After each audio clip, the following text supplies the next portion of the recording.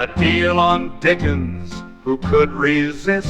A stack of Austen, warmly kissed. Golden Age crime tales twist and turn, every page a treasure to learn. Books keep coming home with me, piles so tall they're all I see. Turn a page and sail the sea, reading always feels so free. Hi, my name is Talia. Welcome to Talia Nerds Out. I just have a hopefully quick book review to do. I have a fair amount to say about this book. Not exactly the kind of review I expected to give about this book when I picked it up. But I want to apologize in advance if some of the things that I say might seem a bit rough. I know that this book was put out by someone who is good friends / podcast host with a guy who's on booktube, who I really enjoy his channel, but haven't watched their Western podcast yet. But so if this comes across as rough, I do apologize, Brad. So this is a book that's by Michael King, and he has a Western podcast with another booktuber who is the booktube channel is Homestead Library, but their podcast channel is Wild West Podcast. And Brad is the one who has the booktube channel. Mike and Brad together do the Western podcast. So I do believe that the author knows his stuff. He's got an education background, and he, I believe, if I remember correctly, it says in the biography here that he has, he's involved with the Boot Hill, I want to say it's with the Boot Hill Museum. There he goes. Yeah, so he has been involved in the Boot Hill Museum. I believe so has Brad. Both of these gentlemen are very much tied into Dodge City history, and it seems particularly of this era. So I do believe that the facts that are in here are facts. However, I do have some issues about the way this book is put together. Part of it might have been my own expectations that may or may not have been most accurate to have, and then some of it comes down to personal preference. So this book is called The Antic Tales of Luke McGlue, the Dodge City Prankster. And the idea is that the Dodge City prankster, Luke McGlue doesn't never actually existed. That was kind of a all-encompassing name for all the pranksters of Dodge City and all the interesting characters of Dodge City. So when you're talking about the Antic Tales of Luke McGlue, you're talking about the people of Dodge City, and particularly their pranks. I first heard about this book on Brad's podcast, The Homeschool Library, and he really, my interest was really piqued when he talked about it. I believe he gave away a copy of this book in a giveaway early on in his podcast. I think it was when he reached 100 subscribers. I want to say that's when he ended up giving away a copy of this book. Now, I ended up purchasing this copy because I was really interested in the way that the book was presented. It sounded really fun. Now, this is mentioned on Amazon as being a history book. It's at the beginning of the book, you are warned that it is a, let's see, where does it say it?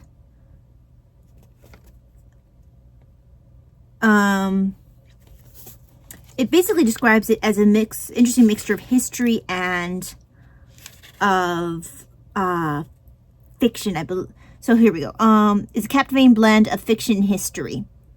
And it's based on the real prankster accounts of the early years of Dodge City, Kansas.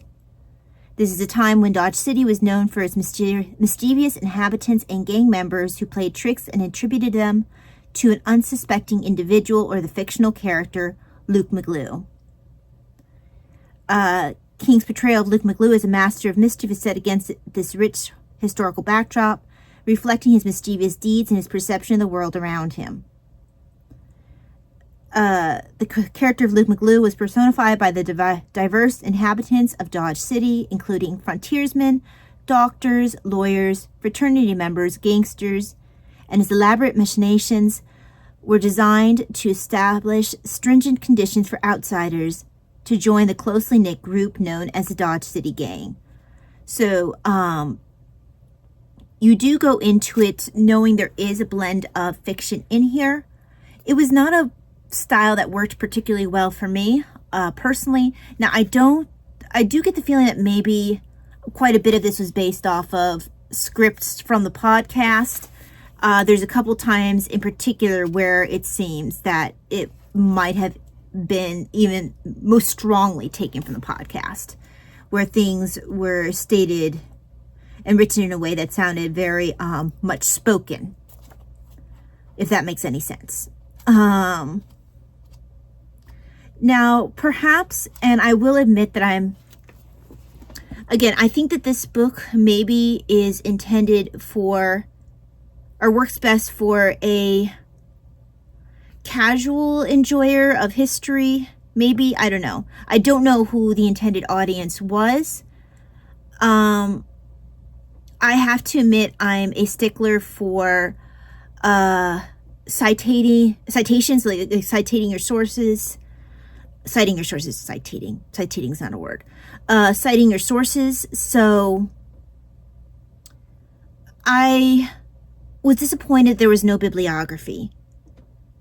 I like following up on bibliographies, not just because I like to know what the source is and why I should trust the information on the page, but also because I like to be able to follow up and read more, maybe read the source if I want to, because maybe you whetted my interest. And I've done that on multiple occasions. I have frequently or semi-frequently used footnotes and endnotes to go, and bibliographies to go and research further.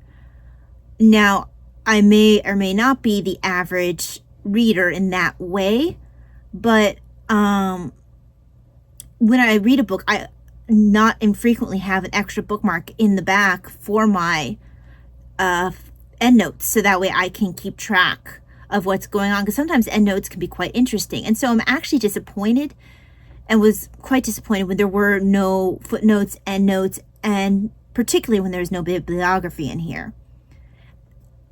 Not nearly as often as I would have liked.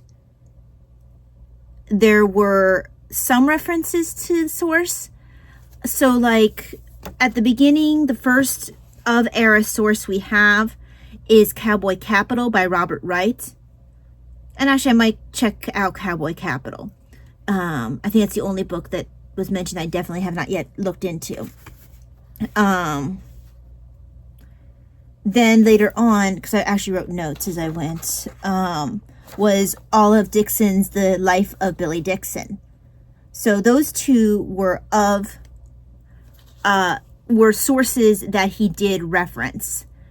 And he did, towards the end, reference some newspapers with dates and the name of the newspaper, which for me, perfect. I have a source. Great. I know where the quotes came from, where the story came from then. Perfect. That's all I want.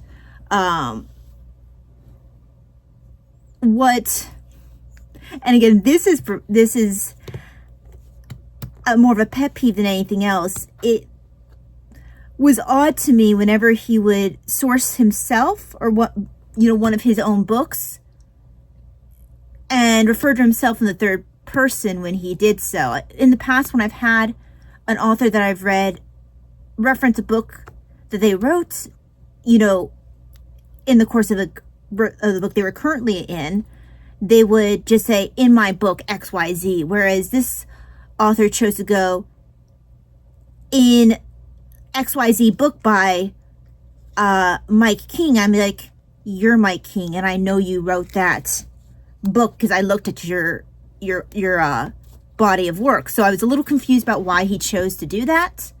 Maybe that's the way he chose to do it in the podcast, because I don't think that he's the one who, I believe Brad's actually the one who is reading the scripts. That's the impression I got from the back of the book. I could be wrong. So if that's the case, that might be why it's written in what seems a bit of an awkward, clunky way to have him reference himself in third person as a source. But I didn't love the fact that he semi-frequently sourced himself and rarely mentioned another source, because even though I do believe he knows what he's talking about, looking at his biography in the back of the book, I would have liked to see, well, where did you get that information from? Like, you didn't interview these people, so how do you know this? What newspapers? I felt like he got better with this as the book went on. As we went, I first noticed it really improving. Let's see, on page 92 was the first time I saw in texts anything other than the one reference to Cowboy Capital by Robert Wright. It was on page 92 was Olive Dixon's Life of Billy Dixon being referenced. And then sorry, my alarm went off. Then on page, let's see. By the time we got into 178 it was like in that 178 time period, then we started coming with newspaper articles being cited. 178 to 179, we got a newspaper sourced for a Luke McGlue story. Then same thing on 187 to 190, another source for a Luke McGlue story. Both of these I really, really enjoyed and appreciated. And I enjoyed those stories more because I knew that they were sourced from actual newspaper articles, instead of wondering, okay, where is this coming from? This is completely from his imagination. What is this? Also, when he sourced the short story on page 209, another area he mentioned an original script by Brad. So there would be occasional sourcings of other things, but it was not frequently enough for my liking. I would have liked to have seen more newspapers referenced, because I'm sure he used them. Because I'm sure he didn't just like pull stuff out of his head out of nothingness. They had to come from somewhere. So I would have liked to have seen more of that. But again, maybe I'm not the audience that this book is meant for. But my enjoyment vastly improved by the time I got to the 170s, which that was when he started getting even more of the Luke McGlue stories and started sourcing them. So unfortunately for me, my enjoyment didn't come until quite late in the book. At the beginning of the book, I found the pacing to be a bit slow and the book to be tonally confusing. So there was a lot of what felt to be, okay, I was like, okay, I guess when I first got into it, I was like, okay, I'm looking at maybe a folklore book, the stories of Luke McGlue. So that's why I initially thought maybe I was getting. But then it felt like I was getting a history book. I'm like, okay, well then where's my citations? And then as it went on, I'm like, and where are the stories about Luke McGlue? Like, there's no Luke McGlue prank stories. I'm really confused. This isn't what I expected. And it wasn't until, when was my first Luke McGlue story?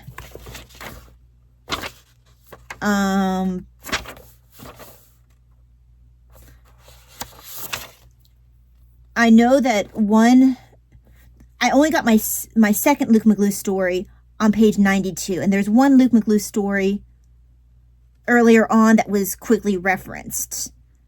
But it wasn't until 92, and then really the ones in the 170s and onward, that really you get into what I feel is the heart of the really enjoyable stuff of this book. A lot of the rest of the beginning is history that I would have liked more citations for. And I I was a bit confused why some of the information was in a book that was titled The Antic Tales of Luke McGlue. I didn't know. I was confused about what I was getting into. And like I said, I thought that the book itself was totally confused. It really was this kind of odd mixture of, like, at some points it wanted to be a history book, sometimes it didn't want to be a history book, and I wasn't always clear when we were switching back and forth until we would suddenly be in the point of view of Luke McGlue. And I didn't mind it so much if I'd read a chapter in the point of view of Luke McGlue, which wasn't my favorite framing mechanism, but on the stories where he then followed up with a newspaper source and not only gave me the source of the story, but then gave me the story itself, then I really enjoyed it, because then I was like, oh, that's what this story is built off of. Now I see this is enjoyable now for me. And maybe, like I said, maybe I just went in anticipating the wrong thing. But I almost gave this book 2 stars, but from let's see, 178 was when I first had the first actual citation for the news story for Luke McGlue. But I'm going to give to the beginning of that chapter, because that whole chapter was really was mentioned in that that little blurb for that newspaper story was enough to save that chapter for me. So from 170 onward, I really enjoyed this book. The beginning part, I was disappointed. So this book came up to that last little section of the book was enough to bring this book up a star for me, because I really enjoyed that last part, the story with the traveling salesman, which is actually the story that Brad told from Homeschool Library that sold me on getting the book. I really enjoyed that the story for Dr. Meredith, and you are actually given a nice sized story with that. I believe that they sourced that for the Country Globe. Now, I really wanted sources for the chapter on Reverend Wright, because I thoroughly enjoyed that chapter. And I really, really, really wanted a source for that, because I wanted to read more about Reverend Wright. Now, I did find, when I did some research, I found a little brief biography that the church he was a part of, I guess that's named after him. The little biographical blurb on that site. But I couldn't find a book on him, which was a little disappointing. I would have liked to read more about him, because I really enjoyed reading about him. But I did find a book called, I believe it's called The Victorian West. I have it coming in, and it looks like it talks a little bit about Reverend Wright in there. And I'm interested because I know that book has a bibliography in it. So I'm hoping I'll get some interesting books from that book in the bibliography. If I choose to go further, in checking things out. But yeah, I would have liked to learn more about about Reverend Wright, but it doesn't look like there's a lot available, at least outside of Dodge City, on this Reverend. At least I couldn't find much on a quick search, because this author is from Dodge City and is involved in that whole, Boot Hill Museum, that kind of scene. He's really involved in that kind of stuff. I'm quite sure he has a whole plentitude of sources that I don't have available to me, just, here in Virginia on Google, but, so I couldn't find anything I did other than a little brief bio on him, and everything else about him that I found was either like from their podcast, Michael King and Brad's podcast, or from this book, The Victorian West, or I found like when I looked under books with his name, you know, I did a Google search for that, I found what looked to be like a lot of minutes. And I'm not sure if it was from the church he founded or if it was minutes while he was still at the church. I couldn't quite tell. But that was mostly what I could find. It looked like it was like business type paperwork, which wasn't necessarily what I was interested in and or looking for. But yeah, I would have enjoyed reading more about him. And there are some nice pictures in here, by the way. Then I really enjoyed as well the second or the last person that was covered who in the Luke McGlue book, which is Dr. Oscar H. Simpson. And I am shocked that there are no books about this man. He seems to have lived a very interesting life. Again, this is another book that, another section I wish there had been more sourcing. Now, I do appreciate that the author mentions that portions of the chapters from an original story by Heine Schmidt entitled No High Hat for Front Street. But there's nothing else sourced in here. So I went and tried to find a book on this doctor. Unfortunately, there wasn't any, which is a shame. It sounds like he was a pioneer in dentistry. They called him the Mayo of dentistry, which was, meant to imply that he was like the elite surgeons, the Mayo brothers, but for dentistry. And he had patents, and he also later on became a sculptor, and he later on he also had a dairy farm after he got out of dentistry. He just sounds like he was a really interesting guy, and there's no books on him as far as I can tell.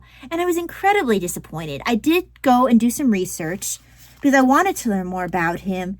See, all I could find was just basically, of course, backup what was in this book, because I never doubted that things in this book were correct, even though they weren't cited. I fully believe the authors knew what they were talking about, because I know from the back of the book what the background is, and also from conversation with Brad, I have talked to Brad about his involvement with the Boot Hill Museum. I knew that he and the author have a podcast together about the West, that they are involved in this, Boot Hill Museum. So I didn't anticipate anything less than good information. I just wish it had been better cited.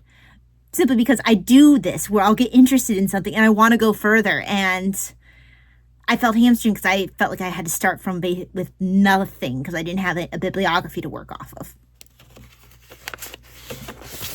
And not to mention, that's just, I was taught to cite everything. So it's a huge pet peeve of mine. Sorry if I'm beating a dead horse with that. But anyway, I went and I researched.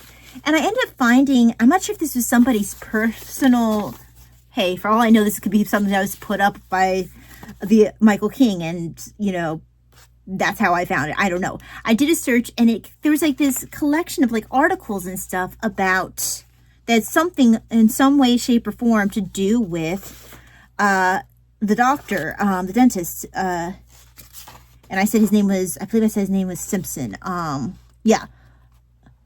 Oscar H. Simpson. So this here is the last roundup, model 1927. It's about the statue that he made, and it has a plaque on it, on the ashes of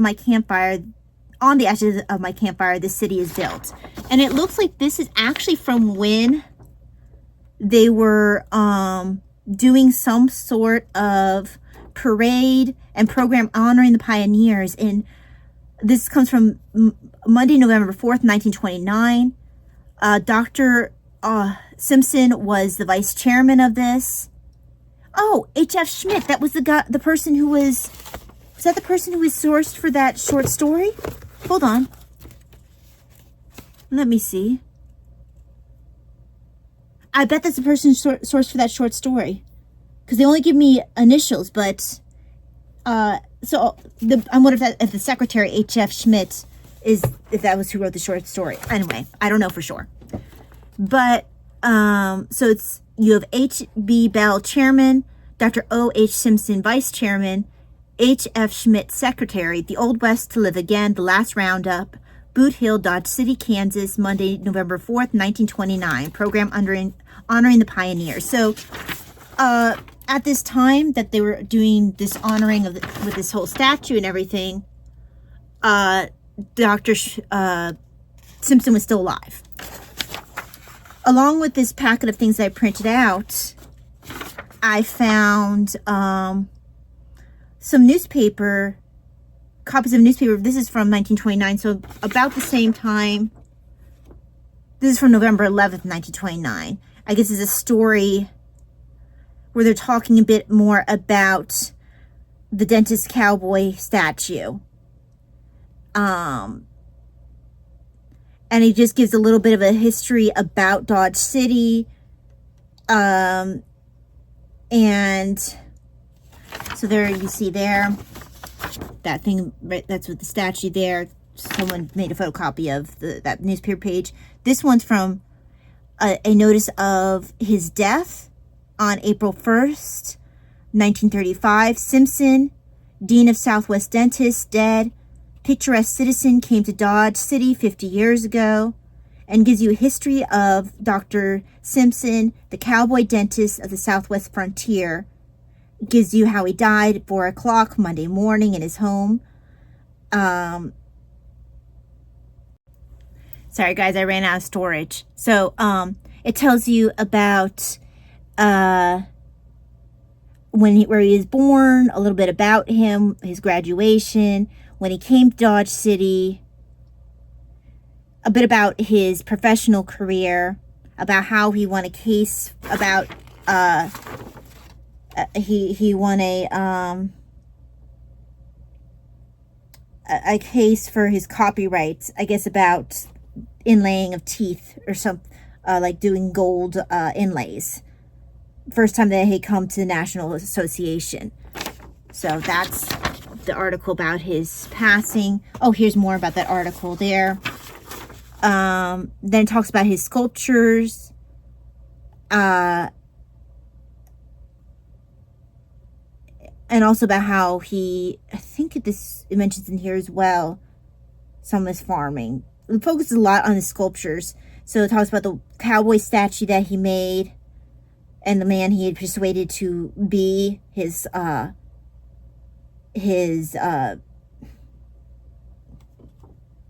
model. And let's see. And also talked about here's some of his interests in working with trees, talking about one of the first to start irrigation, truck gardening in this vicinity, talking about him as a prohibitionist. So it has this nice long article about that just goes into some of the more professional areas of his life, and then a little story about the death of the man who was the model for that statue that he did in Dodge City, the cowboy statue specifically. Then the same printout has something. This was from a 1978 article, and apparently this comes from the files of Kansas Heritage Center, Dodge City. And this, I can tell some of this was used as a source from this book, because some of these are exact quotes. And maybe it's not that this was the source, but maybe this used the same source as the King book, because where it talks about Simpson in the bar wearing his high hat, and the whole thing about the high hat and it getting shot up, and him being insulted in the bar, and some of the basic things about him kind of starting to get respect in the town is very close to the way that this article here is written from this September 1978 issue of I guess it would be Kansas History, Histique. So, and it says Lily B. Rosar El Dorado. Oh, look, listen back here. Centennial Pictures Corner. This is also from the files of Kansas Heritage Center, Dodge City. Famed Steer Statues is another one of his statues that he was involved in doing.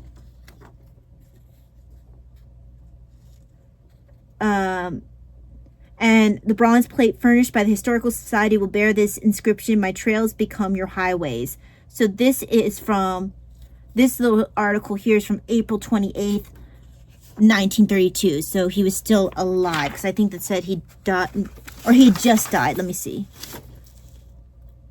No, he's still alive. He wouldn't die for a couple more years, for a few more years, because he died in 35. So, oh yeah, here's more from that 1932. Oh, this is from June 16th, 1932, from Dodge City. Talking about the erecting of that statue, and it shows both of his statues in Dodge City, and it talks a little bit about them and about him. And then right here from Front Street Times, this is from March 1984, the Dodge City Pioneers series. Talks a little bit, a small brief biography of him. I'm guessing it's taken from the Kansas, yes, it's from the files of Kansas Heritage Society, Dodge City. And honestly, even if the Kansas Heritage Society had been referenced, had been mentioned as a reference in this book, even if I had seen it, I bid 20 different times, I would have been happy. I know, I'm ridiculous. But for some reason, that's important to me for enjoyment in a nonfiction book. Okay, so then the Dodge City Legend, 1997. I don't know if this is a journal that comes out. Dodge City Area Information Entertainment for April, May, June, and the Dodge City Legend. It looks like it has some sort of, yeah, it talks about some sort of magazine or something, and it has his statue on the front that he did. And then I guess that this article is from that issue, and it gives a little bit of a history of Dr. Oscar Simpson, and it gives you a picture of him at age 23, and former Renaissance man, frontier Renaissance man, which he really did sound like. I wish I could learn more about him. I wish there was a book about him, because he sounds like he was really interesting. And there's some stories a little bit about in here that, like, I don't remember them mentioning in the book him picking up a rock and throwing it at the bartender after a local bartender took a section to his hat and threw a bucket of water on him. I don't think that was mentioned in the book. Let's see. Now, I don't know if that was something that couldn't be sourced enough for the books, for the author's liking, if that was why it wasn't in there, or if it just didn't fit in his way he chose to put the story together. Talks about a little bit about him as a student. Talks about his business. Yeah, this is a little brief biography, again, with that picture of his sculpture, the steers.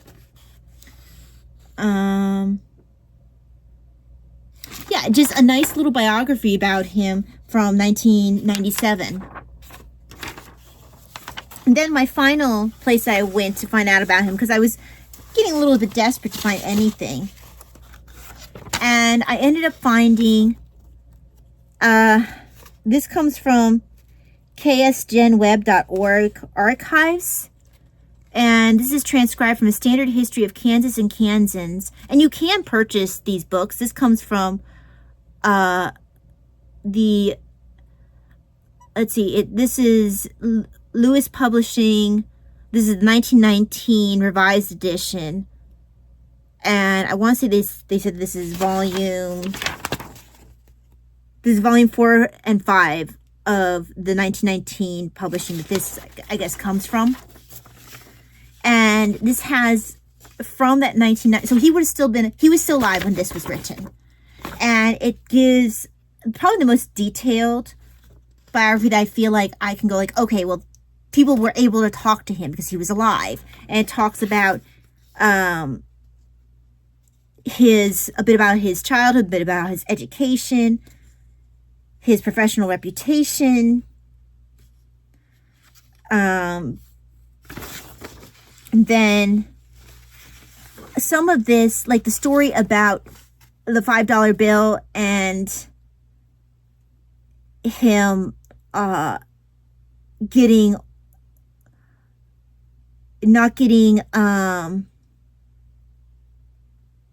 what did he get? He was only given a silver dollar and change. That story I know I saw in the Mike King book. So I'm wondering if this was one of the sources, this 1919 revised edition of Kansas and Kansans.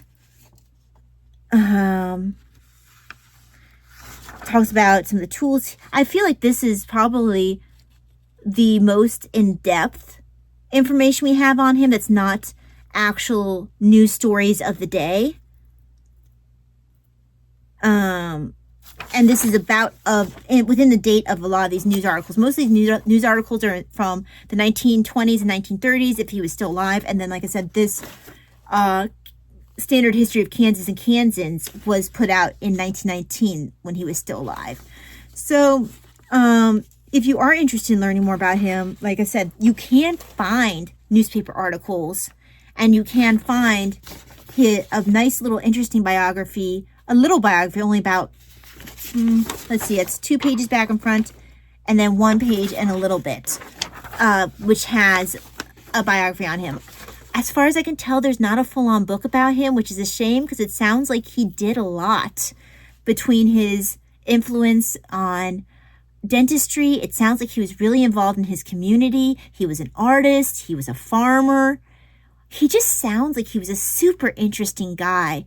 And I am grateful that I did get to learn about him from this book. I do wish, though, that, and this isn't Mike King's fault if there's no book about him out there. Like, if there's not a book about Dr. Simpson out there, there's not a book about him out there. Like, that's what it is. This is what we have available on him.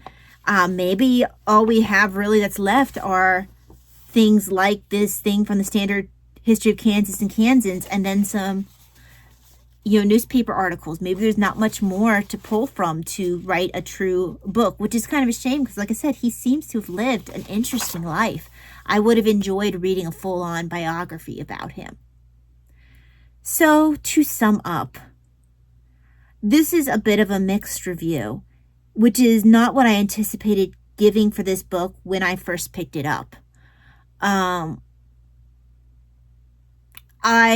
had anticipated this. I was really looking forward to this book, and that's why I think I ended up being so disappointed by some of the tonal confusion, by the lack of citations, or the relative lack of citations, the lack of a bibliography. Now, there is a glossary in the back if anyone is interested in a glossary of like slang from the West. That's in the back. But yeah, I think that for me, if there had been citations in bibliography, it might not have brought it up a full star for me, but it might have brought it up a half star, because the tonal, some of the tonal stuff, like the flipping back and forth between, I was going to say some of the tonal stuff would have still been enough to keep that, keep from going completely 4 stars, but I'm not sure because if there had been more citations, I would have been maybe less confused about where we were going sometimes. But regardless, this ended up being, while it was not as highly, although I did not enjoy this book as much as I hoped to, I ended up enjoying it by the end more than I expected to, when I was halfway through the book. Because when I was halfway through the book, I was kind of pulling myself through. I was like, I want to finish this because I spent, I wasn't able to get this used. I had to pay full price for it. So I wanted to finish it. And I'm glad I did push through to the end, because if I hadn't, then I would have missed the part of the book that I actually enjoyed, which was everything from, I think I said it was 170 onward, where you get your first Luke McGlue story that's truly based off of a news story that's cited. And then from there onward, you either have another Luke McGlue story, which is you have a newspaper cited, and then you have the Reverend story and the story of Dr. Simpson. Two stories which I very much enjoyed, even if they didn't get the citations I would have preferred to have for them. So, yes. A solid, if you're not, sound went out. Okay, so if you are not persnickety the way I am about citations, and you aren't going to necessarily mind the switching between definite nonfiction to a Luke McGlue point of view, you probably won't have the same problems I did. I do feel like this was pulling strongly from the podcast. I think that individual chapters might have been individual episodes, which I was not aware of when I had picked up the book.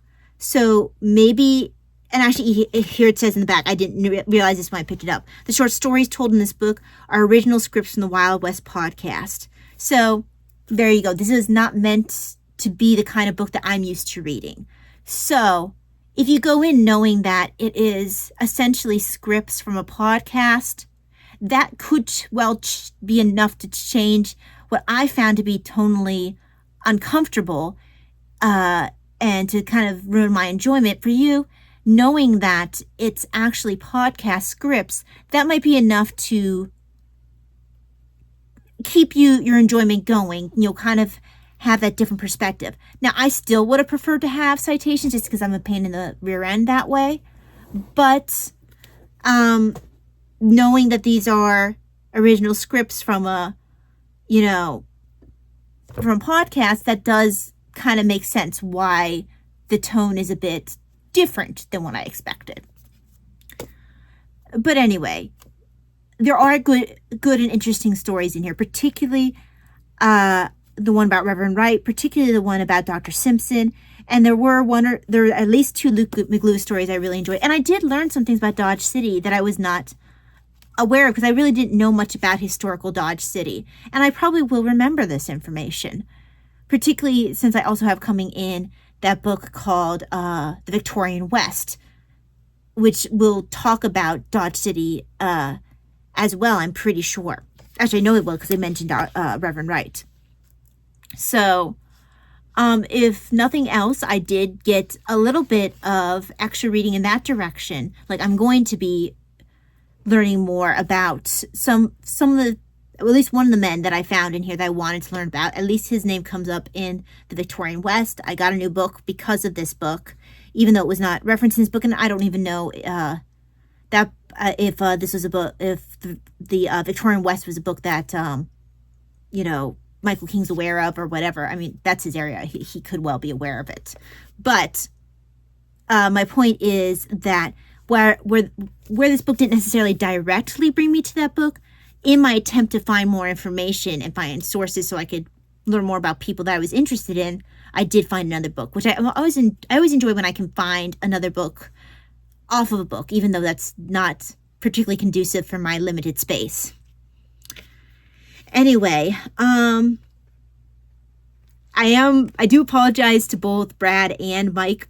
I don't know Mike, but I do know Brad, and so I do apologize if this review is a bit rougher than I intended to do for your buddy's book. I'm glad I got some information out of it that I did enjoy by the end. I can be a bit of a rough, I have opinions. So, yeah.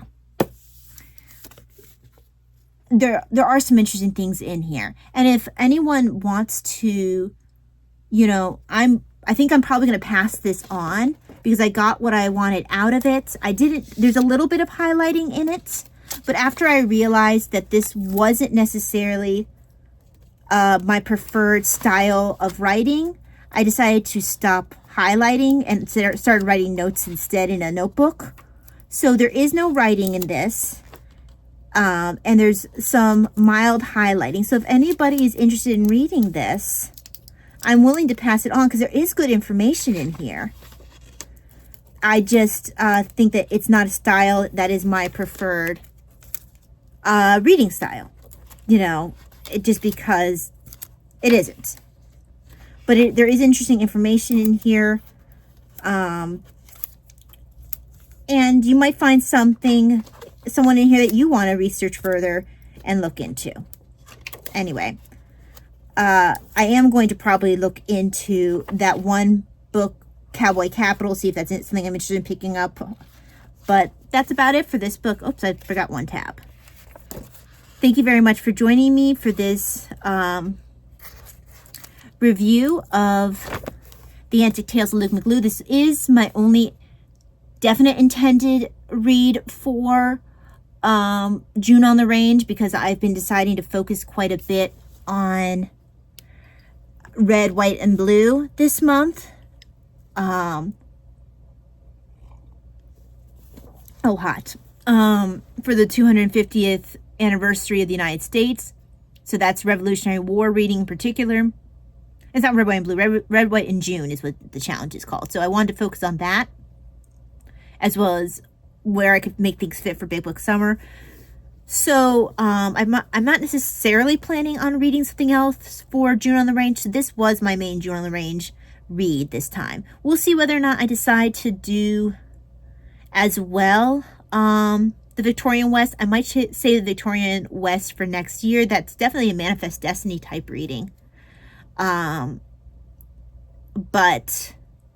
I think that this is the only one I'm going to be doing for June on the Range. Anyway, thank you very much. Hope that you got something out of this review. And if you would like to read the Dodge City Prankster, like I said, there is some highlighting in here, but there's no writing. All my writing I did in a notebook. So you won't have any of my opinions about anything on the page here to ruin your enjoyment of the book. And you could take it for what it is, which is original scripts from this podcast, which I keep meaning to listen to. I'm very bad at keeping up with podcasts anyway, for booktube as well. So I keep meaning to, because it sounds like it'd be an interesting podcast to listen to. And that podcast is the Wild West Podcast, and that's with Michael King and what's Brad's last? And Brad of Homeschool Library. So check out their podcast as well. I haven't yet, but it sounds like it's good. Anyway, thank you very much for joining me. Hope that you all have a very blessed day, and I will see you next time. God bless. Bye-bye. Books keep coming home with me. Piles so tall, they're all I see. Turn a page and sail the sea. Reading always feels so free.